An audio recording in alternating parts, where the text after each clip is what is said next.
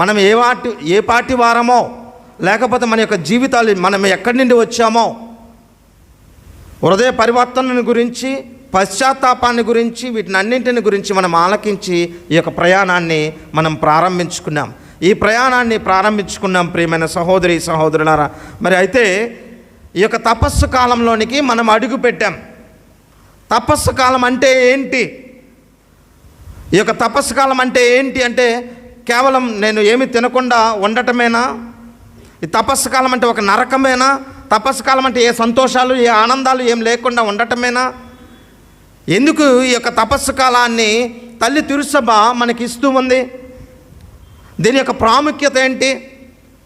తపస్సు కాలం అంటే ఇదేదో అయ్యో చాలా కష్టమైనటువంటి కాలం, తినకుండా ఉండాలి, ప్రార్థనలకు వెళ్ళాలి, లేకపోతే దేవాలయానికి వెళ్ళాలి, ఇవన్నీ కూడా మనల్ని విసిగిస్తూ ఉంటారు, మన యొక్క సమయాన్ని తీసుకుంటూ ఉంటారు, ఈ యొక్క గురువులకు కూడా ఏం పని ఉండదు, ఇవే చెప్తూ ఉంటారు పద్దాకని చెప్పి తిట్టుకోవటం కాదు. తపస్సు కాలం అంటే ఏంటి అంటే ప్రియమైన సహోదరి సహోదరులారా, తపస్సు కాలం అంటే అనుగ్రహ కాలము. తపస్సు కాలం అంటే అనుగ్రహ కాలము, పవిత్రమైనటువంటి కాలము, దేవుని యొక్క స్వరాన్ని ఆలకించేటువంటి అద్భుతమైనటువంటి కాలము ప్రియమైన సహోదరి సహోదరులారా. దేవుని దగ్గరికి ఇదిగో తిరిగి వచ్చేటువంటి కాలము. ఇంతవరకు కూడా నీవు ఎలా జీవించినా కూడా, ఎలా ఉన్నా కూడా ఇదిగో దేవుని యొక్క గొప్పతనాన్ని అర్థం చేసుకొని, దేవుని యొక్క ప్రేమను అర్థం చేసుకొని మరలా దేవుని దగ్గరికి వచ్చేటువంటి కాలము ఈ యొక్క తపస్సు కాలము ప్రియమైన సహోదరి సహోదరులారా. అందుకే అంటూ ఉన్నాను, ఈ యొక్క తపస్సు కాలం మారు మనస్సు పొందుకునేటువంటి కాలము, హృదయ శుద్ధి పొందుకునేటువంటి కాలము, ఆత్మ శుద్ధీకరణ కాలము, పవిత్రమైనటువంటి కాలము. ఈ యొక్క లోకము నుండి, ఈ యొక్క ప్రపంచము నుండి మనల్ని మనము వేరు చేసుకొని ఆధ్యాత్మికంగా దేవుని బిడ్డలుగా ఎదిగేటువంటి కాలము. అందుకే అనుగ్రహ కాలము. ప్రార్థనలు అన్నింటిలో కూడా మనం ఈ యొక్క పదాన్ని పదే పదే ఆలకించబోతూ ఉన్నాము. అనుగ్రహ కాలము, దేవుని యొక్క దీవెనలను అపారముగా దండిగా మెండుగా పొందుకునేటువంటి కాలము ప్రియమైన సహోదరి సహోదరులారా, ఈ యొక్క తపస్సు కాలము. అందుకే ఈ యొక్క తపస్సు కాలాన్ని లెంట్ అని చెప్పి ఆంగ్లంలో పిలుస్తూ ఉంటారు. లెంట్ అంటే స్ప్రింగ్ సీజన్, వసంతకాలము. ఈ యొక్క వసంతకాలంలో ఏం జరుగుతుందో మనందరికీ కూడా తెలుసు ప్రియమైన సహోదరి సహోదరులారా. వసంతకాలంలో ఈ యొక్క ఉన్నటువంటి ఆకులు ఎండిపోయి, ముదిరిపోయినటువంటి యొక్క ఆకులు, ఎండిపోయినటువంటి యొక్క ఆకులన్నీ కూడా రాలిపోయి కొత్తదనం అనేది అక్కడ వస్తూ ఉంది. కొత్త చిగురులు అనేవి అక్కడ వస్తాయి, కొత్త ఆకులు అనేవి అక్కడ చిగురుస్తూ ఉంటాయి. దాన్నే వసంతకాలం అంటారు. లెంట్ అంటే స్ప్రింగ్ సీజన్, వసంతకాలము. ఏంటి వసంతకాలం అంటే? ఇదిగో ఈ యొక్క 40 రోజుల పాటు కూడా మనం ఈ యొక్క శరీరంలో నివసించకుండా ఆత్మలో నివసిస్తూ ఆధ్యాత్మిక వసంతకాలముగా మనం ఈ యొక్క కాలాన్ని కొనియాడుకుంటూ ఉన్నాం ప్రియమైన సహోదరి సహోదరులారా. మనలో ఉన్నటువంటి ఈ యొక్క శరీర వాంఛలు, ఇంతవరకు కూడా ఈ యొక్క వాంఛలకు లొంగిపోయి మనం జీవించామేమో. ప్రపంచం చూపించేటువంటి ఈ యొక్క కోరికలు, ప్రపంచం చూపించేటువంటి ఈ యొక్క అందాలు, ప్రపంచం చూపించేటువంటి ఈ యొక్క సంతోషాలు, వీటన్నింటికీ కూడా మన యొక్క బలహీనతల వలన లొంగిపోయి ఈ యొక్క శరీర వాంఛలకు ఉన్నటువంటి మనము ఈ యొక్క ఎండుటాకులను రాల్చివేసి, ఈ యొక్క శరీర వాంఛలు అనేటువంటి ఈ యొక్క ఎండుటాకులను రాల్చివేసి ఆధ్యాత్మిక ఫలాలను ఫలించేటువంటి కాలంగా మనము ఈ యొక్క కాలాన్ని గుర్తెరిగి జీవించాలి ప్రియమైన సహోదరి సహోదరులారా.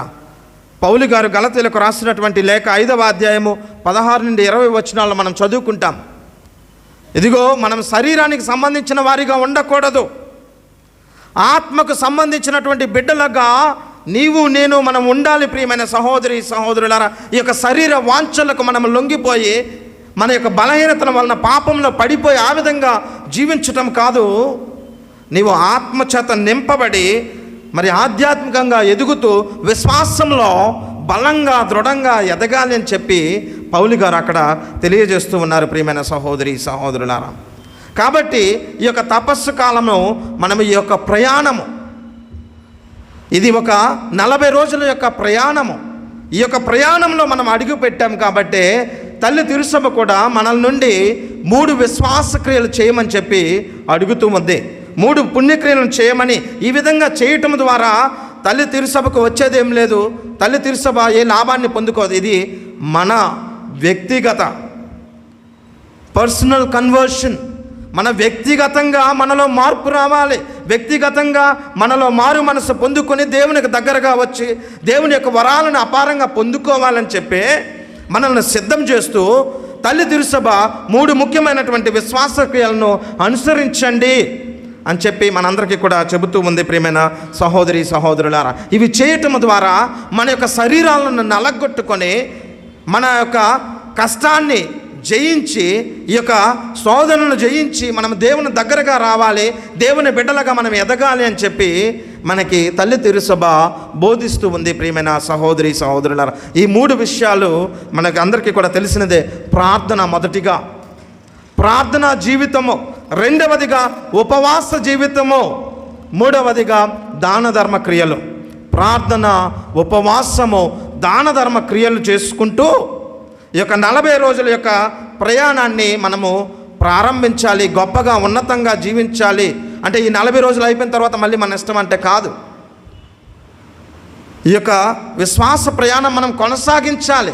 ఇదిగో ఇది దేవునికి దగ్గరగా వచ్చేటువంటి సమయం అని ప్రత్యేక విధంగా మనం గుర్తెరిగి ఈ యొక్క త్యాగాలను చేసుకుంటూ మనము గొప్పగా ఎదగాలనే తల్లి తిరుసభ మనకి ఇవి ఇస్తూ ఉంది. ప్రియమైన సహోదరి సహోదరులారా, మరి ఈ యొక్క ఆదివారం రోజున ప్రత్యేక విధంగా మనం సువార్తను ఆలకించాం. ఈ యొక్క ఆదివారము తపస్సు కాల ఉపోద్ఘాతంలో మనం ఆలకించాం. తపస్సు కాల మొదటి ఆదివారం. ఇదిగో మొన్నటి రోజున మనం ప్రారంభించుకున్నాం. ఈరోజు తపస్సు కాలంలో మనం అడుగుపెట్టి ఇది మొదటి ఆదివారం. ఈ యొక్క మొదటి ఆదివారాన్ని మనం గమనిస్తే ప్రియమైన సహోదరి సహోదరులారా, సువార్తను గమనించినట్లయితే ఈ యొక్క సువార్త మనం ఎక్కడ ప్రారంభించుకున్నాం, సువార్తలు ఏం చదువుకున్నాం, లేదా సువార్తలు ఏం ధ్యానించుకోబోతూ ఉన్నామంటే, శ్రీసభ ప్రత్యేక విధంగా ఈ యొక్క మొదటి ఆదివారం రోజున ఎడారిలో మన యొక్క ప్రయాణాన్ని మొదలు పెడుతూ ఉంది. ఎడారిలో ఇదిగో శ్రీసభ ఈ యొక్క ఎడారి నుండి మనకి ప్రారంభిస్తూ ఉంది. అంటే మనం ఎడారి గురించి ఆలకించాం, శోధనల గురించి ఆలకించాం. మరి ఈ యొక్క ఎడారి గుండా మనం ప్రయాణం చేసినప్పుడే, ఎడారి గుండా మనం ప్రయాణం చేసినప్పుడే, మనము కొనసాగించినప్పుడే, మన యొక్క ప్రయాణాన్ని ఆపకుండా వెళ్ళినప్పుడే మనం ఈ యొక్క వాగ్దాన భూమికి, ఆ యొక్క పుణ్యభూమికి, దేవుడు వాగ్దానం చేసినటువంటి ఆ యొక్క పాలు తేనెలు జాలువారేటువంటి ఆ యొక్క భూమిని మనం చేరుకోవాలంటే ఈ యొక్క ఎడారిలో మనం ప్రయాణం కొనసాగించాలి. ఈ యొక్క అందుకే తల్లి తిరుసభ ఈ యొక్క ఆదివారాన్ని ఎడారితో ప్రారంభిస్తూ ఉంటుంది. అందుకే క్రీస్తు ప్రభు ఎడారిలో శోధించబడ్డాడని చెప్పి ఈ యొక్క ప్రత్యేక విధంగా ఈ యొక్క ఎడారి గురించి అదేవిధంగా శోధనల గురించి మనకి చెబుతూ ఉంది. ప్రియమైన సహోదరి సహోదరులారా, వీటి గురించి తల్లి తిరుసభ మాట్లాడుతూ ఉంది. ఎడారిలో మనం ప్రయాణం ఆపకుండా, ఇదిగో ఈరోజు మనం ఎడారి గురించి ఆలకించాం. ఇది ఎప్పుడు ఫుల్ఫిల్ అవుతుందంటే మనము ఈస్టర్ పండుగ దగ్గర పడినప్పుడు ఇదిగో ఆ యొక్క ప్రజలు వాగ్దాన భూమికి నడిపించబడ్డారని చదువుకుంటాం. ఇదిగో ఎడారిలో 40 సంవత్సరాలు వారు ఏ విధంగా అయితే ప్రయాణం కొనసాగించారో, మనం ప్రయాణం చేసినప్పుడు ప్రియమైన సహోదరి సహోదరులారా అనేక కష్టాలు వస్తాయి. మనం ప్రయాణం చేసి వెళుతూ ఉన్నప్పుడు ఆ యొక్క ప్రయాణంలో కొన్నిసార్లు మనము మధ్య మధ్యలో ఆగుతూ ఉంటాం. ఆ యొక్క ప్రయాణాన్ని, అది దూర ప్రయాణం కాబట్టి, దీర్ఘ ప్రయాణం కాబట్టి ఆ యొక్క ప్రయాణాన్ని కొనసాగించడంలో కొన్నిసార్లు మనం ఇక్కడ రెస్ట్ తీసుకుని వెళ్దాంలే, టీ తాగి వెళ్దాంలే, బ్రేక్ తీసుకుని వెళ్దాంలే, లేకపోతే ఆ యొక్క ప్రయాణానికే కొన్నిసార్లు టైర్ పంక్చర్ అవ్వచ్చు, ఏదైనా కావచ్చు. ఈ విధంగా మనం బ్రేకులు అనేవి తీసుకుంటాం. మన యొక్క జీవిత ప్రయాణంలో కూడా బ్రేకులు తీసుకొని ఆ బ్రేకుల దగ్గర ఆగిపోతే ఆ గమ్యస్థానాన్ని మనం చేరుకోలేం. మనం అనుకున్నటువంటి ఆ యొక్క గమ్యస్థానాన్ని చేరుకోలేం.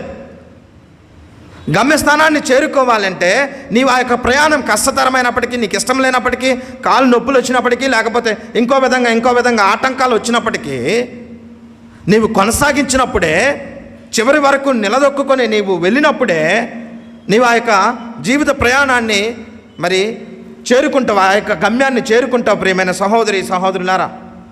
ఈరోజు క్రీస్తు ప్రభువు కూడా మనం ఆలకించాము, 40 రోజుల పాటు సైతానుడితో శోధింపబడ్డాడు అని చెప్పి మనం చదువుకున్నాం. లూకాసు వార్త 4వ అధ్యాయం 2వ వచనం ఒకసారి చదువుకుంటే, క్రీస్తు ప్రభు యొక్క ఎడారిలో 40 రోజుల పాటు ఉండి సైతానుడితో శోధింపబడటాన్ని గురించి మనం చదువుకున్నాం. ఒకసారి చదువుకుందాము. అచ్చట 40 రోజులు 40 దినములు సైతానుచే శోధింపబడును. ఎందుకు 40 రోజులే ప్రియమైన సహోదరి సహోదరులారా? 40 రోజులు ఎందుకు? 40 రోజులే, 20 రోజులు కావచ్చు కదా, లేదా 15 రోజులు కావచ్చు కదా, లేదా 100 రోజులు కావచ్చు కదా, ఇంకా రకరకాలుగా అనేక రోజులు మనం ఊహించుకోవచ్చు కదా. ఎందుకు ప్రత్యేక విధముగా 40 దినములు? పవిత్ర గ్రంథంలో ఈ యొక్క అంకెలకు ప్రత్యేక పాత్ర అనేది ఉంది. ఈ యొక్క అంకెలు కూడా ప్రత్యేకమైనటువంటి వాటిని తెలియజేస్తూ ఉంటాయి. ఇదిగో 7 అనేటువంటి అంకె కావచ్చు, 40 కావచ్చు, మరి అదేవిధంగా 666 కావచ్చు. రకరకాల ఈ యొక్క సంఖ్యలు అనేవి పవిత్ర గ్రంథంలో, మరి ముఖ్యంగా ఈ యొక్క యోధా ప్రజలకి ఈ యొక్క అంకెలు, ఈ యొక్క సంఖ్య 40 కావచ్చు, 7 కావచ్చు, ఈ విధంగా అనేక సంఖ్యలు అనేవి మనకి చాలా ముఖ్యమైనటువంటివి ప్రియమైన సహోదరి సహోదరులారా. మరి ఈరోజు మనం 40 గురించి ఆలకించాం. 40 అనేది ఏంటి, ఎందుకు 40 రోజులే అని చెప్పి ఆ యొక్క సువార్తాకారుడు మనకు తెలియజేస్తూ ఉన్నాడు, లేకపోతే ఎందుకు ప్రత్యేక విధంగా దాన్ని చెప్పవలసి వచ్చిందంటే, ప్రియమైన సహోదరి సహోదరులారా, 40 అంటే ఎదురుచూపుకి నిదర్శనం. ఎదురుచూపుకి నిదర్శనం, దీర్ఘకాలానికి ఇది గుర్తు. బైబిల్ గ్రంథంలో ఇది ఎదురుచూపుకి, మరి అదేవిధంగా దీర్ఘకాలానికి ఇది ఒక గుర్తుగా ఉంటూ ఉంది ప్రియమైన సహోదరి సహోదరులారా. అందుకే పవిత్ర గ్రంథంలో మనం అనేక సార్లు ఈ యొక్క 40 రోజులు అని చెప్పి చదువుకుంటూ ఉన్నాం. ముఖ్యంగా 40 రోజుల పాటు నోవా సమయంలో మనం వర్షం కురిసినట్టుగా మనం పవిత్ర గ్రంథంలో చదువుకుంటాం. ఆదికాండము 7వ అధ్యాయము 1 నుండి 23 వచనాల్లో మనం చదువుకుంటాం. అక్కడ 40 రోజులు పగలు రాత్రి అక్కడ వర్షం కురిసింది అని చెప్పి నోవా సమయంలో మనం ఆదికాండం 7వ అధ్యాయం 1వ వచనం ఒకసారి చదువుకుందాం. దేవుడు నోవాతో తరము వారిలో నీ ఒక్కడివే నీతిమంతుడవు కావున నీవు నీ కుటుంబము వారు ఓడలోనికి వెళ్ళుడు. 17వ వచనం ఒకసారి చదువుకుందాం. ఇదిగో అక్కడ ప్రియమైన సహోదరి సహోదరులారా, పాపంతో నిండిపోయింది.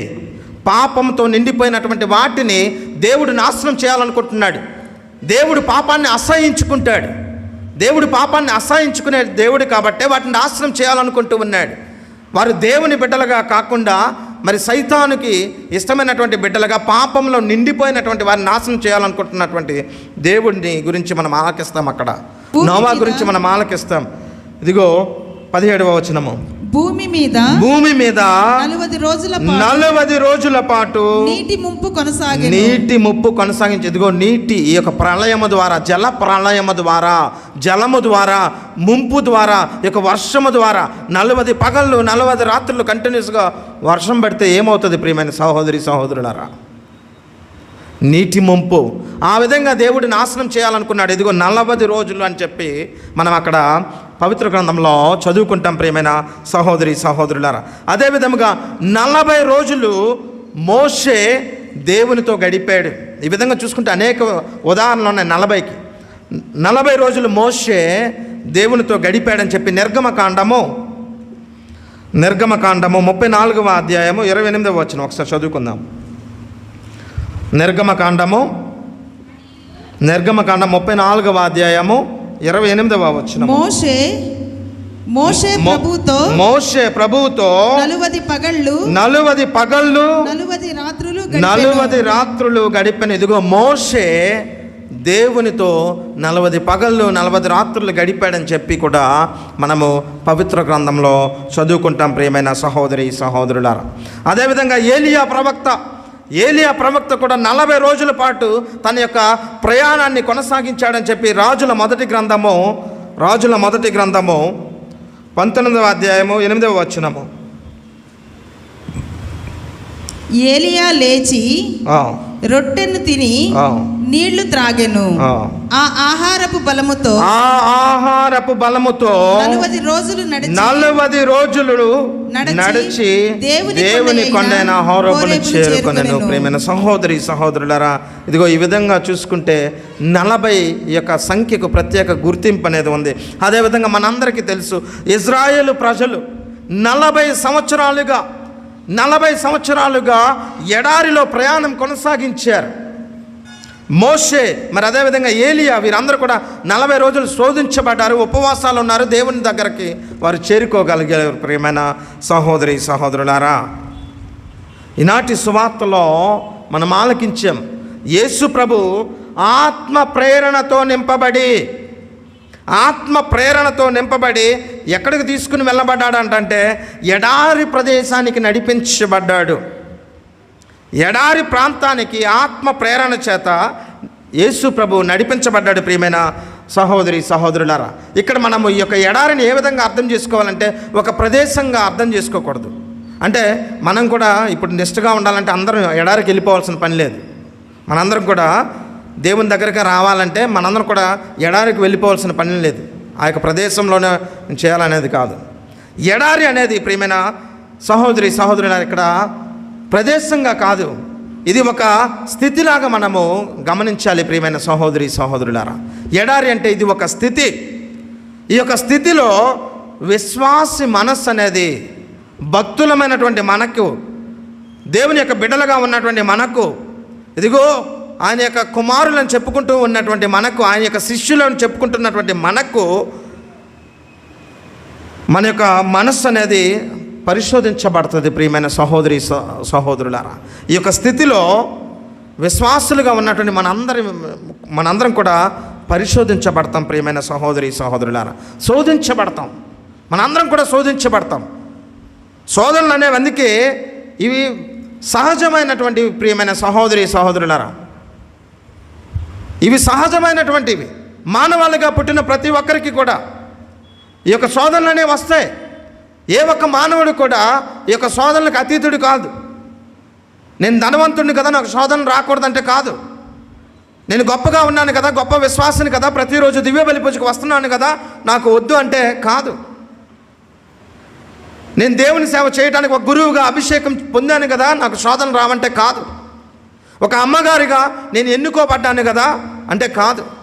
విశ్వాసిగా ఉన్నటువంటి ప్రతి ఒక్కరికి కూడా, ఏ ఒక్క మానవుడు కూడా శోధనలకు అతీతుడు కాదు. ప్రియమైన సహోదరి సహోదరులారా, చివరికి మనం ఆలకించాం, సాక్షాత్తు ఆ యొక్క దేవుని యొక్క కుమారుడే, సాక్షాత్తు ఆ యొక్క క్రీస్తు ప్రభువే ఈరోజు సువార్తలో మనం ఆలకించినట్టుగా ఆయన శోధించబడ్డాడు, పరీక్షించబడ్డాడు.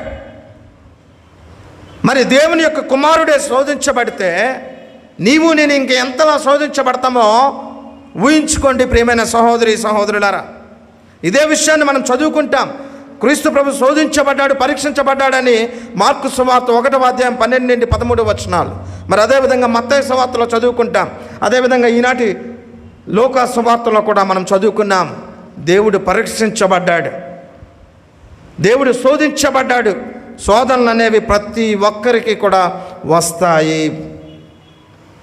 ప్రతి ఒక్కరికి కూడా, మానవాళిగా పుట్టిన మనందరికీ కూడా ఈ యొక్క శోధనలు అనేవి వస్తాయి. ప్రియమైన సహోదరి సహోదరులారా, కానీ క్రీస్తు ప్రభు కూడా వచ్చే, కానీ క్రీస్తు ప్రభు ఏ రోజు ఈ యొక్క శోధనలకు లొంగలేదు. క్రీస్తు ప్రభు ఏ రోజు కూడా ఈ యొక్క పాపాన్ని కట్టుకోలేదు. ఇదే విషయాన్ని మనం వాక్యం సెలవిస్తూ ఉంది. ప్రియమైన సహోదరి సహోదరుల, హెబ్రీలకు రాసినటువంటి లేఖ 4వ అధ్యాయం 15 నుండి 16 వచనాల్లో మనం క్రీస్తు ప్రభుని గురించి చదువుకుంటాం. క్రీస్తు ప్రభు అన్ని విధాలా శోధించబడ్డాడు. నీకు నాకు మాదిరిగానే ఆయన అనేక విధాలుగా శోధించబడ్డాడు. ఆయనకు శోధనలు రాలేదా అంటే వచ్చే. నేను అందుకే చెప్తూ ఉన్నాను, గురువా, అమ్మగారా, లేకపోతే నువ్వు విశ్వాస, నువ్వు పేదవాడా, ధనికుడా, లేకపోతే పలానా జాతికి చెందినటువంటి వాడివా, ఎవ్వరు అనేది సంబంధం లేదు. శోధనలు అనేవి ప్రతి ఒక్కరికి కూడా వస్తాయి.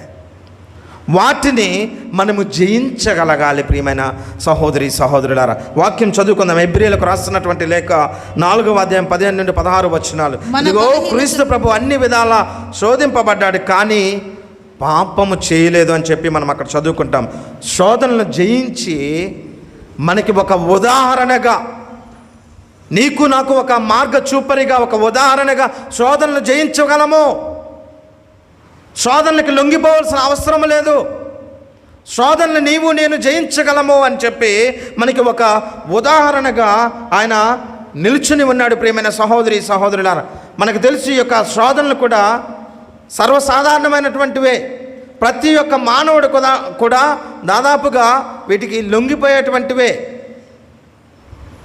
సర్వసాధారణం ఈ యొక్క శోధనలు. మనం మొదటి శోధనను ఆలకించాం ప్రియమైన సహోదరి సహోదరులారా. మొదటి శోధన ఏంటి? మొదటి శోధన ఏంటి ఆలకించారా? రాయిని రొట్టెగా మార్చను. అంటే ఆకలి. అక్కడ క్రీస్తు ప్రభు 40 రోజులు ఉపవాసం ఉన్నాడు. ఉపవాసం ఉన్న తర్వాత ఎవరికైనా ఆకలితో ఉన్నాడు. ఉపవాసం అంటే తినకుండా ఉన్నాడు, భోజనం చేయకుండా ఉన్నాడు, ప్రార్థనలో దేవునితో గడుపుతూ ఉన్నటువంటి క్రీస్తు ప్రభుకి మొదటి శోధన మనందరికీ మాదిరిగానే. అందుకే చెప్తూ ఉన్నాయి, ఇక శోధనలు కొన్నిసార్లు సర్వసాధారణం. ఇది మన శరీరానికి సంబంధించింది. అందుకే క్రీస్తు ప్రభు కూడా ఇదిగో ఆకలి అనిపిస్తూ ఉంది. మనందరికీ కూడా తెలుసు ప్రియమైన సహోదరి సహోదరులారా, ఆహారాన్ని కనీస అవసరాల్లో మనము ముఖ్యమైనదిగా చూస్తూ ఉంటాం. మానవాళిగా పుట్టిన మనందరికీ కూడా, ఇక జీవరాశులన్నింటికి కూడా ఆహారం అనేది ముఖ్యం. ప్రతి ఒక్కరు కూడా పడేది, తపన పడేది, పని చేసేది, శ్రమ చేసేది, ఇవన్నీ కూడా దేనికి చేస్తూ ఉన్నాం? దేనికి చేస్తూ ఉన్నామంటే, అందుకే పెద్దలు చెప్తూ ఉంటారు ప్రియమైన సహోదరి సహోదరులారా, కోటి విద్యలు కూటి కొరకే. ప్రతి ఒక్కరికి కూడా కష్టపడుతుంది, ప్రతి ఒక్కరికి కూడా ఆకలి అవుతుంది. ప్రతి ఒక్కరికి కూడా ఈ యొక్క కనీస అవసరాలైనటువంటి ఈ యొక్క ఆకలి ఒకటి. మనందరం కూడా ఎదురు చూసేది దానికోసమే. ఈ యొక్క కడుపు నింపుకోవడం కోసమే, ఈ యొక్క జానుడి పొట్టను నింపుకోవడం కోసమే మన తపన తాపత్రయం అన్నీ కూడా దానికోసమే మనం అనేక విధాలుగా మరి శ్రమ చేస్తూ ఉంటాం, కృషి చేస్తూ ఉంటాం. ప్రియమైన సహోదరి సహోదరులారా, ఆకలి అనేది సర్వసాధారణం అందరికి కూడా. మరి క్రీస్తు ప్రభువు కూడా 40 రోజుల పాటు ఉపవాసం ఉన్నాడు, ఆకలితో ఉన్నాడు. అందుకే ఈ విషయాన్ని గమనించినటువంటి సైతానుడు మొదటిగా, ఇదిగో నీకు శక్తి ఉంది కదా, ఈ రాళ్ళనే రొట్టెలుగా చేసుకుని తిను అని చెప్పి సైతానుడు యేసు ప్రభుని శోధించటం మనం చూస్తూ ఉన్నాం. ప్రియమైన సహోదరి సహోదరులారా, ఈ యొక్క శోధనలు అనేవి ఈ విధంగానే వస్తాయి. సర్వసాధారణం. ఆకలి అనిపిస్తుంది. ఆకలి కొన్నిసార్లు మన విలువలను మర్చిపోయేలాగా కూడా మనకు చేస్తూ ఉంటుంది. ప్రియమైన సహోదరి సహోదరులారా, మొదటిగా మన యొక్క కడుపు నింపుకోవాలి, ఆకలి తీర్చుకోవాలి. దానికోసం కొన్నిసార్లు మరి మన విచక్షణ జ్ఞానాన్ని కూడా మనం కోల్పోయి తప్పు చేస్తూ ఉంటాం. ప్రియమైన సహోదరి సహోదరులారా, మొదటిగా ఈ యొక్క ఆకలి ఆహారాన్ని చూపించి మరి సైతానుడు క్రీస్తు ప్రభునే శోధించాడు. నీవు నేను ఏమాత్రమో ప్రశ్నించుకోవాలి, ఆత్మ పరిశీలన చేసుకోవాలి. ప్రియమైన సహోదరి సహోదరులారా, రెండవదిగా మనం చూస్తూ ఉన్నాం, మనకి ఎప్పుడైతే కడుపు నిండిందో, ఎప్పుడైతే మనం ప్రశాంతంగా ఉన్నామో, మన కడుపు నింపి మనం బాగున్నప్పుడు ప్రియమైన సహోదరి సహోదరులారా, మనకి ఇంకా ఇంకా కావాలనిపిస్తూ ఉంటుంది. కడుపు నిండింది కాబట్టి ఇప్పుడు ఆకలి బాధ మనకు లేదు కాబట్టి మనందరం కూడా ఒకటి గుర్తుపెట్టుకోవాలి, నీవు నేను ఏ ఒక్కరం కూడా ఒంటరి వాళ్ళం కాదు. నీవు నేను మనందరం కూడా ఒక సమాజానికి చెందినటువంటి వారు, ఒక సంఘానికి చెందినటువంటి వారు. ఏ ఒక్కరు కూడా ఇండివిజువల్గా, no one can live in island. ఏ ఒక్కరు కూడా తనంతట తానే బతకలేడు, ఉండలేడు. మరి మానవాళమైనటువంటి మనము సంఘజీవులము, ఇతరుల మీద ఆధారపడేటువంటి వారము, మరి అందరం కలిసి ఉండేటువంటి వాళ్ళము. ప్రియమైన సహోదరి సహోదరులారా, మరి అలాంటి మనము రెండవదిగా మన కడుపు నింపిన తర్వాత, సంపదలు ఉన్న తర్వాత, ఆస్తిపాస్తులు సంపాదించుకున్న తర్వాత మనం ప్రాకులు ఆడేది అధికారం కోసం, పదవుల కోసం, ఇతరుల మీద పెత్తనం చెలాయించాలి, ఇతరులందరూ కూడా నేను చెప్పినట్టుగా వినాలి. అధికారం. ప్రియమైన సహోదరి సహోదరులారా, ఉన్నతంగా ఉండటం తప్పు కాదు, గొప్పగా జీవించడం తప్పు కాదు, కానీ అది సరిపోదన్నట్టుగా మనం అధికార దాహంతో ఇతరులను పట్టించుకోకుండా స్వార్థ బుద్ధితో ఇతరులను సాధించాలనుకోవటం, ఇతరుల మీద పెత్తనం అనుకోవటం, ఇతరులను బానిసలుగా చేయాలనుకోవటం, ఇతరులు ఒక గ్రూపుకు చెందినటువంటి వారిని తొక్కేయాలనుకోవటం, జాతులను బట్టి మతాలను బట్టి నాశనాన్ని కోరుకోవటం, ఇవన్నీ కూడా కడుపు నిండిన తర్వాత ఏం చేయాలో తెలియనప్పుడు ఆ యొక్క అధికారం, ఈ యొక్క పదవి, ఇవన్నీ కూడా రెండవ శోధనగా వస్తూ ఉంటాయి ప్రియమైన సహోదరి సహోదరులారా. మరి మూడవ శోధన మనం చూస్తూ ఉన్నాం. మూడవ శోధన ఏంటంటే, ఇదిగో ఈ యొక్క లోకానికి సంబంధించినవి అయిపోయింది, ఈ యొక్క శరీరానికి సంబంధించింది అయిపోయింది. మూడవదిగా ఈ యొక్క శోధన ఏ విధంగా ఉంటుందంటే, నిన్ను నీవు దేవునితో సమానంగా చేసుకునేలాగా. నీకు కడుపు నిండింది, నీ ఆకలి తీరింది, దేవుడు నిన్ను దీవించాడు, కానీ నీ కళ్ళు మూసుకుపోయేలాగా తర్వాత ఏం చేస్తుందంటే, నీకు మొదటిగా ఆహారము ఇవన్నీ కూడా దొరికిన తర్వాత పదవి, అధికారము, ఇతరుల మీద పెత్తనాలు జలాయించడం, ఇవన్నీ కోరుకుంటాం. అది కూడా నెరవేరింది అనుకోండి. నెరవేరిన తర్వాత మనం ఏంటి, నాకు మించినటువంటి వాడు లేడు, నేనే గొప్ప, నేనే గొప్ప, నేనే దేవుణ్ణి అనేంతగా దేవునితో సమానంగా చూసుకునేలాగున మనల్ని మనం మైమర్చిపోతూ ఉంటాం ప్రియమైన సహోదరి సహోదరులారా. దేవునితో సమానంగా చూసుకోవటం. దేవుడైతే నాకేంటి, ఎవరైతే నాకేంటి, నాకు సంపదలు ఉన్నాయి, ఆస్తిపాస్తులు ఉన్నాయి, నేను చెప్పేదే సర్వస్వం అనే విధంగా నీవు దేవునితో సమానంగా చూసుకునేంతలాగా శోధనలు అనేవి వస్తాయి ప్రియమైన సహోదరి సహోదరులారా. ఆ యొక్క క్రీస్తు ప్రభువు కూడా అదే శోధన వచ్చింది. ఏమని, ఈ యొక్క సైతానుడు ఏమని చెబుతూ ఉన్నాడు, నువ్వు దేవుని కుమారుడివి కదా, ఈ యొక్క ఎత్తైనటువంటి ఈ యొక్క యెరూషలేము ప్రాకారం నుండి కిందకు దూకు అని చెప్పి తెలియజేస్తూ ఉంది. నీకు ఎలాంటి రాళ్ళు ఇవేమి తగలకుండా దేవదూతలు వస్తారు, దేవదూతలు నిన్ను పట్టుకుంటారు. క్రీస్తు ప్రభు చేయవచ్చు, తన యొక్క దేవుని కుమారుడే, సర్వశక్తులు ఉన్నటువంటి వ్యక్తే, కానీ ఈ యొక్క సైతానుకు లొంగలేదు ప్రియమైన సహోదరి సహోదరులారా. సైతానుకు లొంగలేదు. నీవు నేను క్రీస్తు ప్రభుని ఉదాహరణగా తీసుకోవాలి. క్రీస్తు ప్రభుని మనకి ఒక ఉదాహరణగా తీసుకుని ఆయన యొక్క చూపించినటువంటి మార్గంలో నడుచుతూ ఈ యొక్క పాపాన్ని జయించగలగాలి, ఈ యొక్క శోధనలు జయించగలగాలి. శోధనలు అనేవి ఎక్కువగా ఇదే మాదిరిగా వస్తూ ఉంటే, నేను తెలియపరిచినటువంటి విధంగా ఆకలి రూపంలో, ఇంకో రూపంలో నీకు ఆకలిగా ఉంది కాబట్టి ఏదైనా చేసేసే నీకు కడుపు నింపుకోవటం కోసం. ఇతరులను మోసం చేసే పర్వాలా, అబద్ధాలాడు పర్వాలా, వ్యభిచారం చేయి పర్వాలా, వ్యభిచారం చేసి డబ్బులు సంపాదించుకో పర్వాలా, తప్పేముంది, కడుపు నింపుకో. ఏ విధంగానే కడుపు నింపుకోవాలి, ఏ విధంగానే అధికారాన్ని చలాయించాలి, పదవి చేపట్టుకోవాలి.